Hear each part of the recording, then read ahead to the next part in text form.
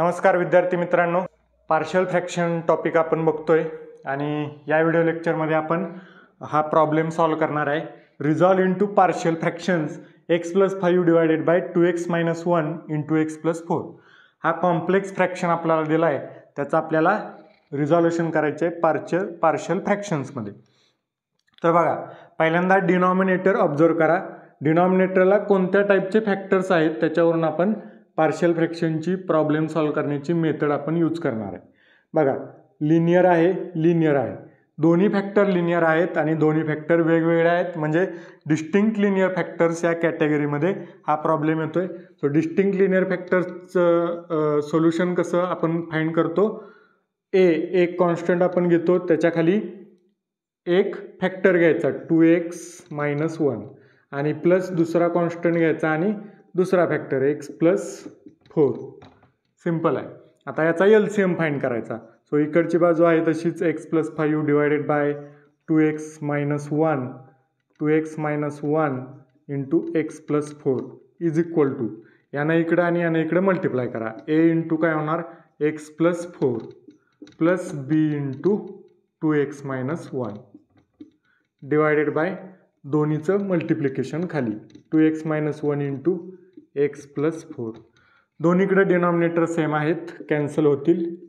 राहिलं फक्त x+5 is equal to a into x+4 plus b into 2x - 1. Right, हे एक इक्वेशन आपल्याला फायनल मिळालं.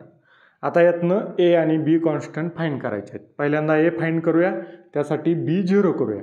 b 0 कधी होईल?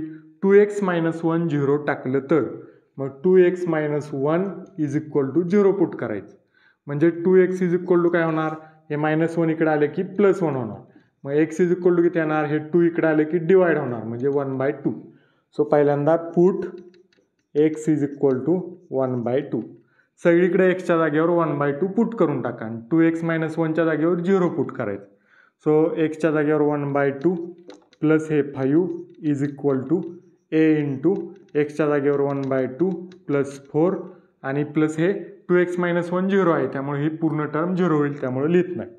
सो याचा आता LCM 1 तसंच प्लस 2 इंटू 5 10 डिवायडेड बाय 2 खाली is equal to a into 1 plus 2 into 4 8 divided by 2.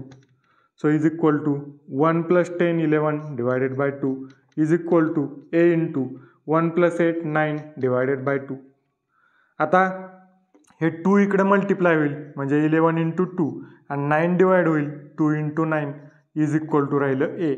So 2 ला 2 कॅन्सल होईल, 11/9 हे आलं कॉन्स्टंट a. कॉन्स्टंट आला 11/9. तसंच आता b कॉन्स्टंटसाठी a 0 करावा लागेल. a 0 कधी होईल? x+4 0 पुट केलं तर x+4 is equal to 0 put करायचं. मग x इज इक्वल टू काय येईल? हे +4 इकडे आले की -4. So x is equal to -4 put करा. Put x is equal to -4 आणि x+4 0 पुट करायचं. सो एक्सच्या जागेवर -4 plus 5 is equal to x+4 0 put केलं, त्यामुळे ही टर्म पूर्ण 0 होणार. राहिली b ची term, b into 2 into -4. 2 into -4 किती येणार? 2 इंटू 4 8 आणि मायनस साइन आहे.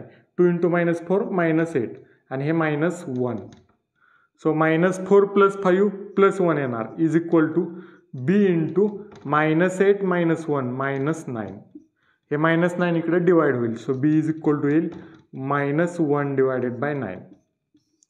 -9 इकडे डिवाइड होईल, म्हणजे मायनस वर लिहिलं खाली लिहिलं तरी चालतंय. -1/9. सो असे दोन कॉन्स्टंट आले. आता हे दोन कॉन्स्टंट आलेले इथं पुट करायचे. झालं आपला answer x+5 divided by 2x - 1 into x+4 is equal to a ची व्हॅल्यू आता 11/9. a ची व्हॅल्यू 11/9 डिवायडेड बाय पहिला फॅक्टर 2x - 1 आणि प्लस b ची व्हॅल्यू -1/9. -1/9 divided by x+4. हे असंच ठेवा किंवा अजून खाली सिम्प्लिफाय केलं तरी चालते. सिम्प्लिफाय बघा कसं, x+5 divided by 2x - 1 into x+4 is equal to हे 9 आता खाली खाली जरी मल्टिप्लाय केलं तरी चालतं. 11 divided bye 9 into 2x minus 1 आणि हे मायनस साईन इथं पुढं आणि 1 डिवायडेड बाय हे 9 खाली 9 into x plus 4.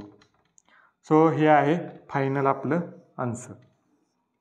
Complex fraction दिलं होतं त्याचं सिम्पल फ्रॅक्शनमध्ये आपण कन्वर्जन केलं. Okay, thank you.